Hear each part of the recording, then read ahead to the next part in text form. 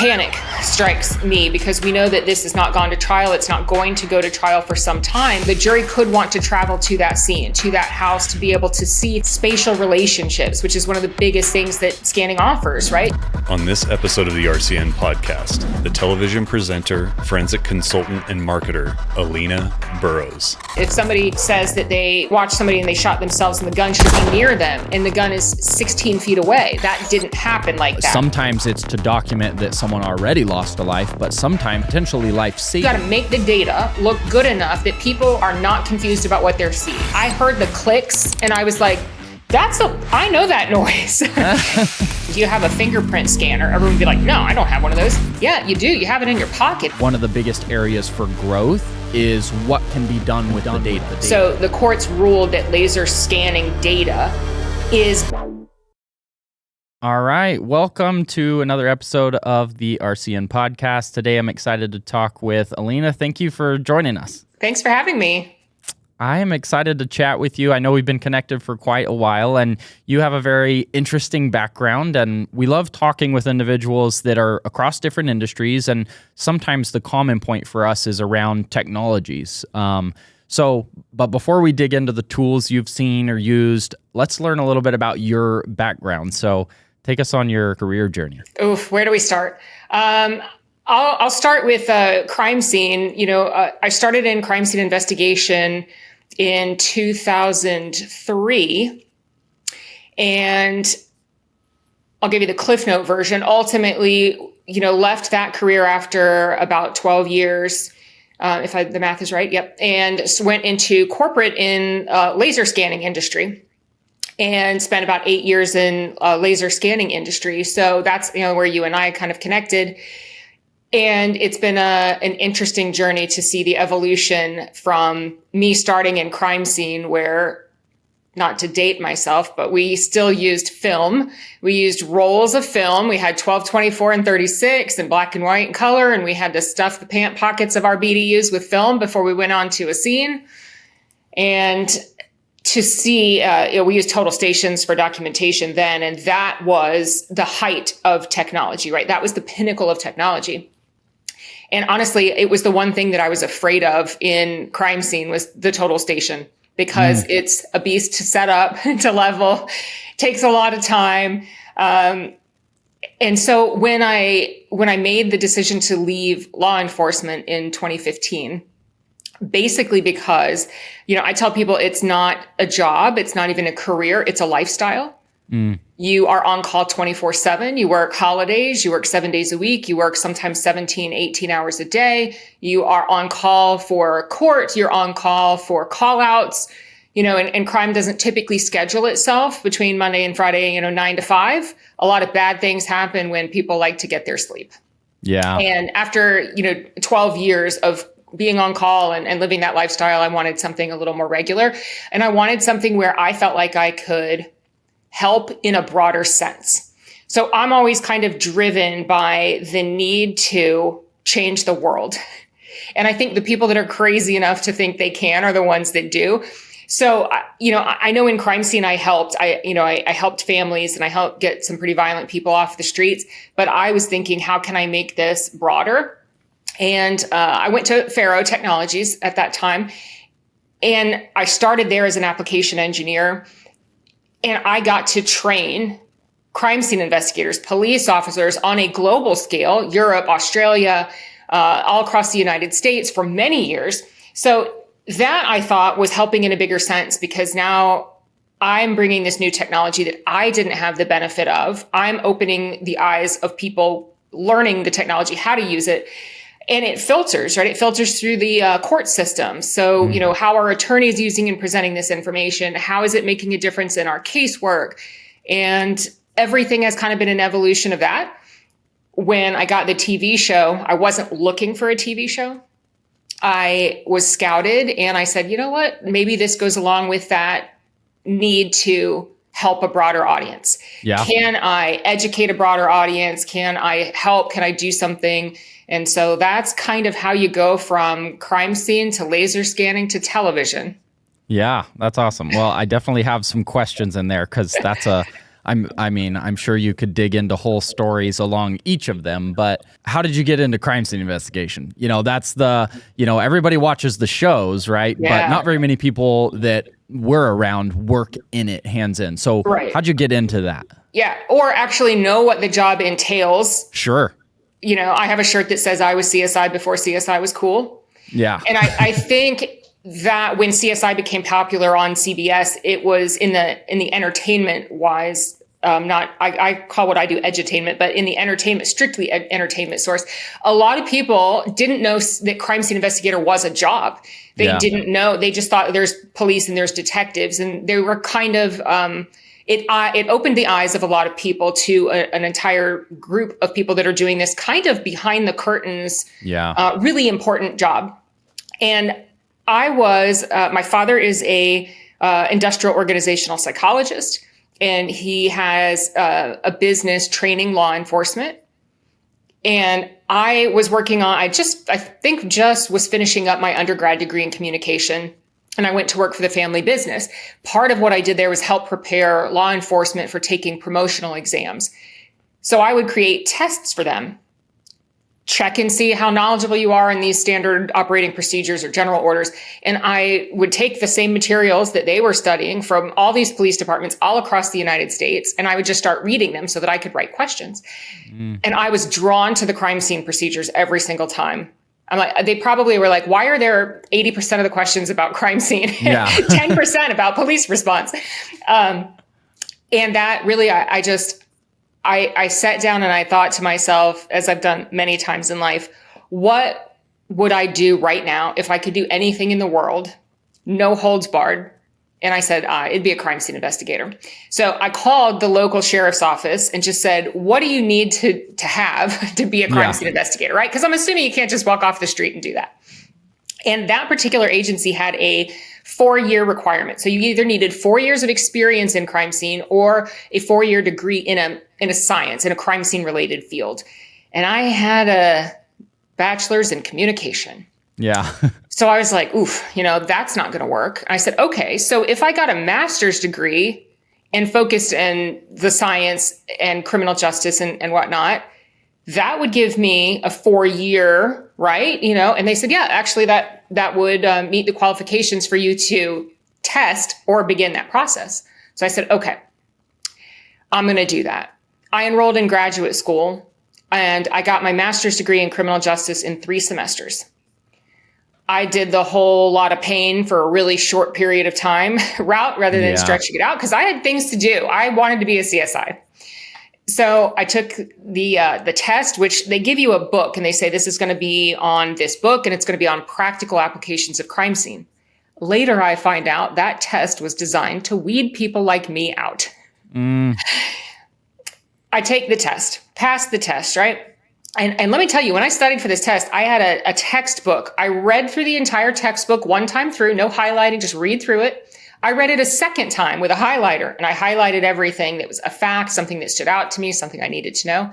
And I made note cards from every single thing that I'd highlighted in the book. And I had a stack of about 450 note cards. Ooh.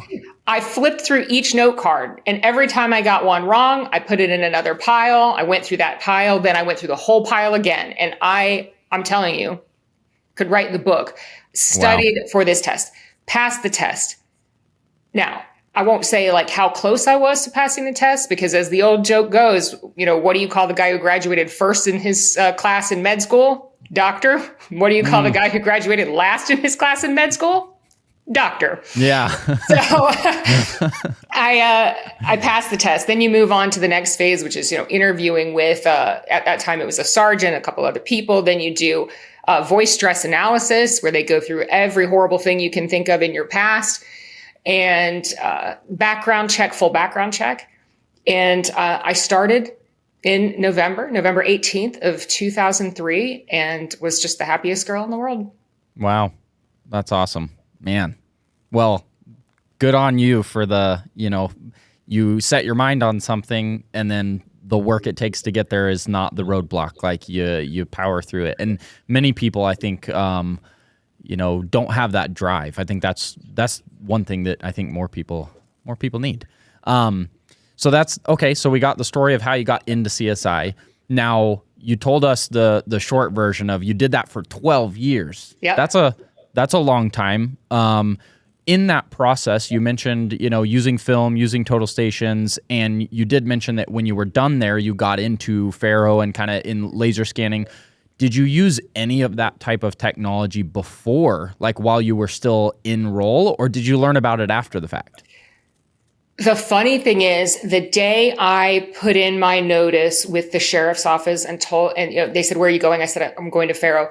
They literally had the disk of scene software to take up to our IT department and have installed on computers. So FARO and I passed each other like two ships in the night when I was in crime scene. So as soon as I left and I went to FARO, FARO came to the sheriff's office. When you left and you got into FARO, that's when you got to deep dive into all the technology and the way that it can be used. And now you're taking that real world experience of everything you lived the previous 12 years and figuring out how to apply these technologies and go help people improve the process. That's it. It's critical, I think, FARO had made that decision, prior to me coming in there, that they wanted to focus on people that had real experience to train people that are doing the same thing, because there's a validity that comes with that. When I show up to teach a class and I know what their process is, how they're going to use this, what they need to do, and I can tailor that training to them. And I can say, look, this is what you do when it's 3:00 in the morning and this happens,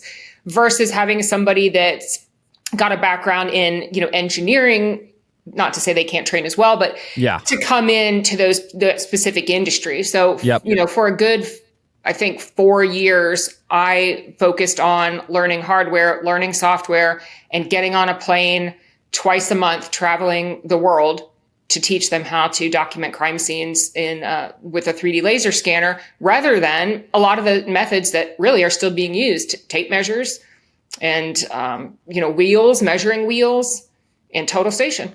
Yeah, that's incredible. And I feel like most industries that can use scanners are, and really all that variety of technology, scanners, drones, point clouds, I feel like the technology has started to penetrate all of those industries and markets to a certain percent, but that there are still a lot that are doing things the traditional or manual way. What's your thought on kind of that piece when it comes to the crime scenes and the documentation? Do you feel like you've seen that technology really start to take over, or that a lot of traditional methods are still kind of at play? Yes. To both of those, and the thing is, you have to focus in any tech industry into adding value to what that person in that particular job does. And the funny thing is, if you're talking about AEC or you're talking about, ship manufacturing or crime scene, I tell everybody the same. It doesn't matter if you're scanning a dead body or a bowl of fruit, right? It operates the same way. But I think there's also the fear that you're going to add another process. Yeah. That's where you have to kind of combine. You have to add value to an existing workflow, make something better, time-wise, safety-wise, speed-wise, ability-wise, and not just add another process, because the perception is that's something else I'm going to have to do now. And it's already 2:00 in the morning, and I don't want to spend another 3 hours on this scene or 2 hours or whatever. So you have that, which is a bit of an impediment to wanting to implement new technology. But and there's also the whole fear of change, right? People don't like change. This is the way we've always done it. Yeah. And that is huge too, right? But what I saw in my time is we are seeing an evolution in many fields where people that used measurement tools like tape measures and wheels are moving out. And we have a younger generation now that's coming in that is quite comfortable using an app on their phone, where another generation is like, I'm not putting that on my phone. I'm not using the phone to run my scanner. I'm not doing that. So there's a lot of things, right? It has to do with the psychology of wanting to change, wanting to add that value, and then being open to new technology. We are getting there. Yeah. I mentioned before, I think the bottleneck is when it gets to the court system. If ultimately it's not being used in the court system, then it's not going to provide justification for law enforcement to use it all the time. But times are changing, and sensors are in everything now. So people before, when, crime scene and whatnot is a lot about biometrics, right? Using fingerprints to scan, using, all these things. So biometrics is not something that's relatively new, but it's more accessible to people now. Yeah. Because if you said something about, do you have a fingerprint scanner? Everyone would be like, no, I don't have one of those. Yeah, you do. You have it in your pocket if you have a smartphone. Yeah. So now biometrics are really accessible to people, which is changing people's views about how easy to use or difficult to use technology is. Apart from laser scanners specifically, are there other technologies, kind of newer or current technologies that you saw a need for, or the potential of starting to come in alongside? I'm sure some application with drones, but into other, like maybe modeling simulation or even XR, like AR VR type stuff. Any other technologies that come to mind as a... All of those, depending on where you're talking about in the world, right? When I started, I had a film camera. So we've evolved now to digital. There was this huge fear of what happens with the images. Where do they go? Where do they live if they're digital? Getting people to understand that the cloud is just somebody else's server. And then getting them to understand the safety and security of that server, right? So we've seen film evolve to digital. We've seen total station evolve to laser scanning. As far as technology, it seems to be evolving into making something smaller, lighter, right? All of these types of features, which I don't see as, I don't say that they're not valuable, but it doesn't add a value to the user unless we're talking about, well, it's lighter, so you get less fatigue, so you can use it longer. That's the value, right? Lighter doesn't mean anything to me, but you being able to use it longer, a longer life battery, being able to use it longer on scene, those values are what means something to me rather than specific features. I've seen an evolution when it comes to, I'll use the Idaho example, right? Everybody is probably pretty familiar with the 4 students that were murdered in Idaho. And they had a big petition to destroy the crime scene. Panic strikes me because we know that this has not gone to trial. It's not going to go to trial for some time. And there could be, the jury could want to travel to that scene, to that house, to be able to see things like spatial relationships, which is one of the biggest things that scanning offers, right? VR offers the ability for somebody to understand spatial relationships. Because what I know from testifying in court for 15 years is that if you tell 10 different people to estimate what 3 meters is, you are going to get very different measurements every time. It's critical for us to, rather than say things like 3 meters, 2 meters, or 4 feet or whatever, to be able to show that. Yeah. Right? That's where VR comes into play. They did laser scan the Idaho house. It was destroyed. It was torn down, but they laser scanned first, or was set to be torn down. I don't know if it's happened yet. That's where we see things going. I don't see a huge adoption of VR yet in the United States when it comes to court, or when it comes to, we don't have jurors yet with VR headsets on. I would love to do an experiment and hold a mock trial with one case with showing VR data and one case showing traditional data and see, what our jurors think or what they say. I've seen VR actually in Australia more inclined to use and appreciate newer technology. Like, VR, let's try it. We're here. We're like, whoa.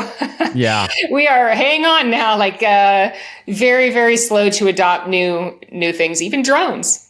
Yeah. And, I'm sure that's a whole nother process that, I've seen a little bit of. I've worked on a few forensic projects, but not a lot, is that even in that scenario, right, like in a legal case, you have to have permission, or maybe you can explain it better than I, but the courtroom won't let you just use any technology, or it has to be proven. And I think laser scanning is probably at that point, right, that data can be brought in and shown because of the measurements and such. Yes. Early 2000s, I think, was when laser scanning was approved. There are standards, Daubert and Fry are the 2 standards to whether or not somebody can, testify to something and whether or not something has scientific relevance to the courts. So the courts ruled that laser scanning data is based in mathematic principles, right? This is not magic, which is important for everybody that uses it to understand how it works, at least at a very overview level. Yep. You can't get on the stand and go, well, I don't know. I just pressed the blue button and it does its thing. And now I have this, because you have to be able to say, look, we've got phase-based measurement and it's measuring, explain time of flight measurement on a total station versus phase-based measurement on a laser scan. Just at the very minimum, be able to explain what it's doing. And we know, because we know the speed of light, this is how we can calculate these measurements. All of those things have been around for a lot longer than you and I have. Yeah. So the court said laser scanner data absolutely is approved to use. And then they'll have to do something similar, right? Like, and I don't know if VR is or is not there yet, but any new technology that comes out, technology is changing fast, then you have to determine whether it's something that you're actually even able to use in that scenario. Exactly. I would like, in an ideal world, to have VR in court for specific circumstances, right? So we could take people, let them put on the goggles and walk around the scene. What we don't need is jurors that are going off into other rooms, looking at things, or, going over behind the couch and looking at things, or whatever they're doing. We have to really dial it in on what our intent is in using it or in showing it in that capacity that can't be done via traditional two-dimensional methods, right? And that's why I said spatial relationships are huge. If somebody, says that they watched somebody and they shot themselves and the gun should be near them and the gun is 16 feet away, that didn't happen like that. We need to be able to say, you can look for yourselves, and, pictures may be okay showing that, but I think 3D data is a little better. Yeah. The thing I really, personally enjoy about this conversation and the industry you come from is, we obviously focus on scanning a lot and drones a lot, but it's usually on, hey, we're trying to improve a construction site. Right. The fact that the same technology can be used in public safety and, sometimes it's to document that someone already lost a life, but sometimes it's used in a way to, try to be proactive in documenting a building so that when there's a problem, it's potentially life-saving. That's it. Yeah. Buildings, aircrafts, all kinds of, industries utilize laser scanning to keep people safe. And it's funny because when I talk to people about using, 3D technology and scanning, they say, I would have never thought that industry would be using the same thing I'm using on a fill in the blank construction site, dentist office now, right? When you go, they use a laser scanner. The last time I was there, because I heard the clicks and I was like, I know that noise. That's a scan arm. That's, the same technology. So you're really pressed to find an industry that isn't using or benefiting from 3D technology. Yeah, that's really what inspired me to start, my business and even start RCN is like, I started in a survey company using scanners for survey, but then the more that you show people the technology, you get some other company that's like, wait, can you come measure my building? Can you measure my parking spot? It's really, it all comes down to seeing this. We're in this space, I think, across all industries, that digitization of physical things, whether it's, like you said, a dentist office, a crime scene, a building, a facility. The technology really is creating things that were not possible before. And that's it. I'd be curious to hear your thoughts on this too, but I think we're to the point that one of the biggest areas for growth is what can be done with the data. AI and softwares that can extract more information or help make the data more useful. There's so many devices to measure with and different types and different sizes. But the data historically, a lot of people use it for one little piece, I think, of what we'll see it being used for in the future. Yes, I think you're right. And the more we can use the data, the more valid the whole process becomes. I had mentioned before, there's a bit of a bottleneck that I see in court. Law enforcement they're not going to scan every scene, right? We don't need to scan burglaries, but we do need to scan officer-involved shootings. We need to scan homicides. We need to scan deaths that are unclear as to the manner. That it is going to be a little bit of a process, but if the agency adopts as their standard operating procedure, you will scan the following types of scenes and all others are at your discretion, then they do that. They make some sort of output from that, right? Do they create a diagram? Then you're going to use the software. But if nothing happens with that, if the courts don't use that, then people are going to start saying, well, why am I using this if it's not getting used down the road? And what I saw in court, it takes a minute. And I'm sure all your listeners that are in this kind of industry understand it takes a minute to get an eye towards looking at 3D data. Yeah. And it's kind of like when somebody shows you a sonogram and they're like, there's the baby. You're like, where? It looks like a gray I see blob. lines and dots. Yeah. Right. I tell people it's very similar, right? It takes some time to be with 3D data before you really appreciate, you understand that you're going to get some strays, points that are captured or whatnot, no matter what technology you're using. But in court, they're constantly just opening two-dimensional views. Yeah. And they're saying, because the jurors don't have an eye for that 3D data, they're kind of doing that, looking at a sonogram going, what, I don't see the baby.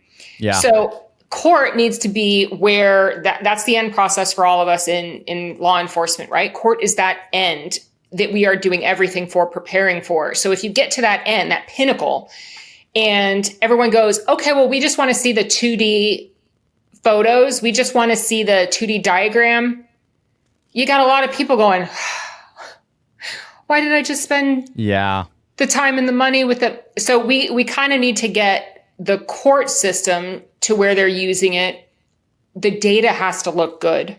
Yeah. And it has to, so that's where the technology aspect, whatever manufacturer are, you got to make the data look good enough that people are not confused about what they're seeing. Yes. When they look at it, they go, oh yeah, great. I totally understand what that is. And not, well, when you mesh it, it turns into a blob and then people can't tell what you're talking about. Yeah, absolutely. So we're to the point of, through your background, through learning the technology, and then you get into TV. So my first question there is you mentioned you kind of got approached about that. How did that happen? I know you're kind of active on maybe social platforms or sharing what you do. Were you doing some of that, throughout your journey, or, how did that play out? Yes. So when I was a crime scene investigator, I was also at the same time teaching forensic science at the college, local college. So I think I've always been that's my brand. If it's anything, it's a teacher. It's the way to explain things to people, complex concepts in a way that are easy to understand.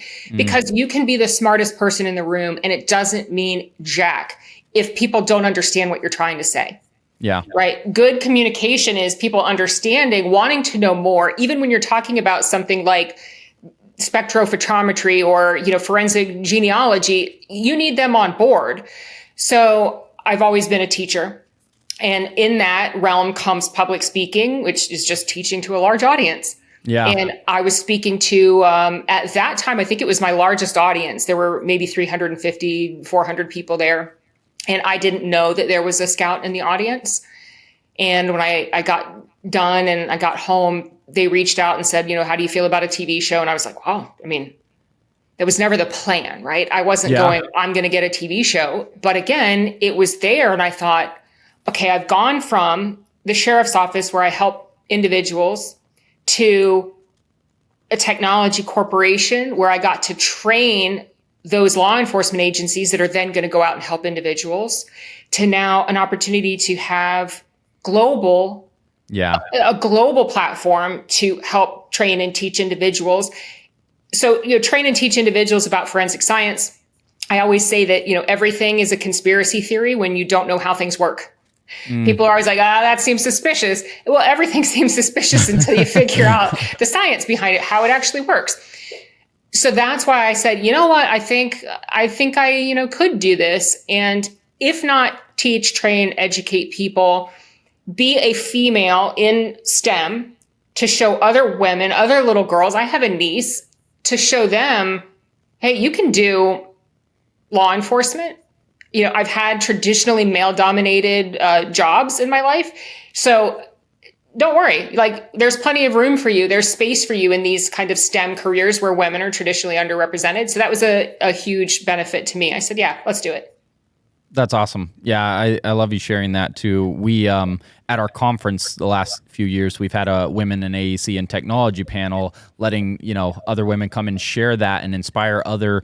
And for you, it goes back to your initial of like when you decided you wanted to be CSI, nothing stood in your way, right? You didn't ask, well, how many other women are in that role, or how many, or what does it take to get there? And I think inspiring other people to really, when you have an idea like that, or a dream or a goal or a role you want, like just putting your head down and going for it.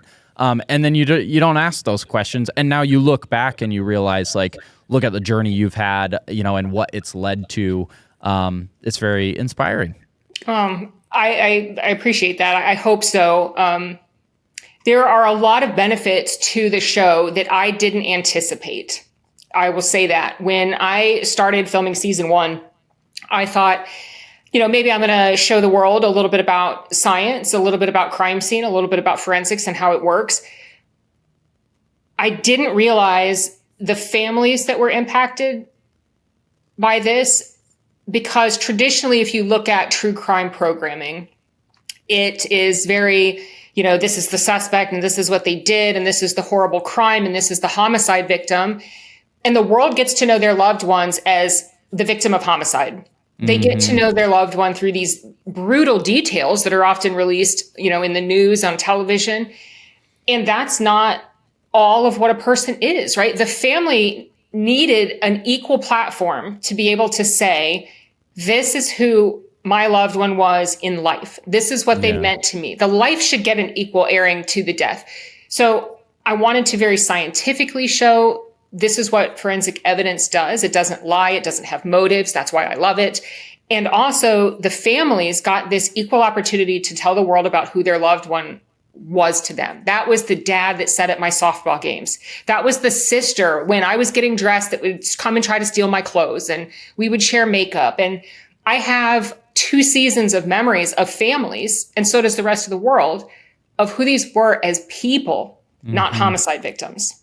And that was an incredibly powerful thing that I didn't anticipate. Yeah, I bet. And I imagine that you've been in some very difficult scenarios. I think there's a lot of people that don't think they could handle being in those roles and on that job. What was some of your mindset around that? How did you deal with being in such difficult scenarios on a scene and or dealing with a family? Like, I'd love to hear a little bit about that.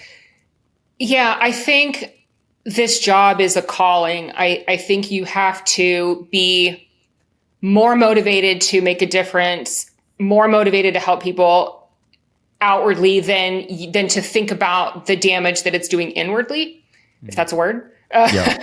And there is another thing. I'm an empath, and that means that I feel the things that other people are feeling, which made that job even more challenging for me. But I've always said that's the superpower, that instead of letting it destroy me and just go home every night, like, how can I live seeing the things that I do with children being abused? I work child abuse cases, little 2-year-olds that have scars on their backs.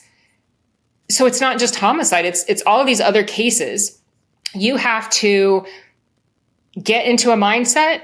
I can't change the past, but I can do everything I can to hold somebody accountable for that, make sure they don't do it again.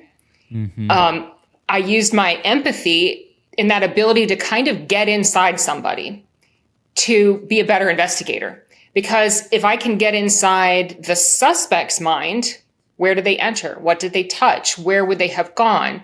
It enables me to do a better job of my job as a CSI. If I get into that victim's mindset, would they have fought? What would they have done? Would they have run? Is this normal behavior for them? All of those things combined, I think the empathy could have caused it to be an incredibly difficult job. It already is. And I talk very publicly about PTSD in crime scene. They don't get the credit that is due because, again, the world sees police officers and detectives and they think, well, that's traumatic. They go to all these scenes. Nobody calls a CSI for a good reason, right? I'm not going to birthday parties here. Some big bad has happened if I am coming out. So a traditional law enforcement officer that responds, might get a help call, like, I need help changing a tire or whatever it is. They might meet some people and interact in a positive way. Crime scene is really funneled into something very bad has happened. And those are the only calls that I go to. Those are the only calls that CSIs are going to. The average burnout rate for a CSI is 3 or 4 years. Yeah, I can imagine. Yeah. So we see a lot of traumatic things. There is trauma with crime scene investigators. That's one of the reasons that I chose to show the emotions I was feeling on the show. Yeah. Because I don't want people to think that I'm unaffected. Yeah. I'm affected by these things. And you can't be a good investigator if you're not a little affected. You want to be motivated. So I think it's just taking trauma as a known. This is going to happen. How am I going to use it as my superpower? And, of course, surrounding having good coping mechanisms, healthy coping mechanisms, exercise or having friends, that you can talk to about these things, those are important too. Yeah. And I think, like you said, the knowledge of what you're doing and the positive that comes out of it, and then the, response back from the families and the, and that's where it comes down to people, right? It's not even just the job. It's not just the technical aspect of doing it, but who it's affecting and what it's solving, and, very important roles for society. That's it. If you think about like I've talked about products, hardware and software, and the value that it adds to somebody's workflow. Think about you as a human and the value you add to the world workflow, right? So I would hope that the show had 2 seasons, and I hope that, if anything, somebody watched that and recognized that there are people out there that care. There are people out there that are working these jobs. Crime scene investigators work behind the curtains. They find the critical evidence sometimes to charge people, to find people, to charge people, to testify in court, to bring some sort of justice. And they really go relatively unknown, right? Because they're not the ones that are on the news making these press statements that we've captured so-and-so and this and that. So we are the men and women behind the curtain. And I wanted to kind of bring that to light. Yeah. And respond like a caring human to other humans that have been affected. Yeah. And I know we've talked a lot about the show, but I don't think we actually ever mentioned the name of it for those that have not seen it or maybe are interested in checking out those seasons. Yes. Would you state that, and then also where people could find some of it? Yeah. So the show is called Crime Scene Confidential. There are 2 seasons currently available to stream on Max, on the Max platform. Awesome. That's great. Well, I appreciate your time today. I've got at least one more question that I want to throw in. And of course, if there's anything else you feel like sharing, but, one thing, when I feel like we're getting toward the end, I always want to ask, and I'm sure you've got something here because you also deal with students and with younger people, is, through your career, you've learned a lot. You've gone through many things. You've had different roles from the being on scene to technology to media. What are some things that you've learned along your way that maybe apply to all younger people, but it also could be geared toward people that are interested in the industry that you've been in? What's some career advice that you would give to some younger people? I think the best advice is to go into a career that you're passionate about, because I don't think I have ever worked harder than in crime scene and in Crime Scene Confidential. Those 2 things are probably the hardest that I have ever worked in my life. And I loved every minute. Go into that job that when your phone rings at 2 a.m., you don't mind going out. Go into those types of jobs that give you something back, that you do feel important or feel like has made some type of difference, because you won't feel like you're working if you're really doing what you love. Mm-hmm. Don't let anything stop you. I mean, I'm right now figuring out my next gig. Where am I going to go? Where do I take it from here? What business, what industry? Because my background is a little varied. Yeah. As to I've done, business development and management and engineer and crime scene investigator and actually a few others that are thrown in there. I'm a certified baker and I've been an aerobics instructor.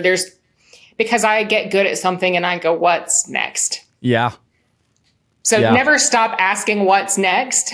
And I think be professionally curious. Those are all great. I love all of them. They go to some points, of always being a consistent learner, right? Like, don't ever try to narrow yourself in and not be willing to kind of look outside of your current box because, and I think unfortunately, a lot of professionals do that. They put up the blinders and they find one role. Yes. And even if they don't enjoy the work, they just never consider. They're like, well, that's what I do. Yeah. And I love seeing stories. I lived it a little bit with mine, and I love seeing yours has kind of been that path as well, where it's like, be willing to like consider something. If you see something that interests you, you see a technology, you see an industry, is like, you could accomplish anything. You could get a role in any industry you want.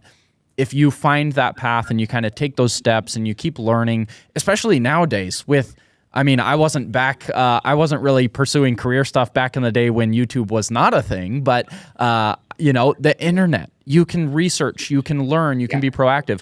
I've told people, these technologies are so interesting that a lot of people reach out that have no idea about scanning, and they ask that question like, how could I get a career in this? And I'm like, just start learning about it, like research it, like understand the technology, and then find a company who's doing it and proactively reach out and express your interest, because there's so many needs. It's not like there's a bunch of people graduating with this as their specialty. Right. If you just pursue your interest and you find that job, I agree. I couldn't imagine keeping the job where you're not passionate about it. And you can see the difference that it makes for the person, the employee, their career path.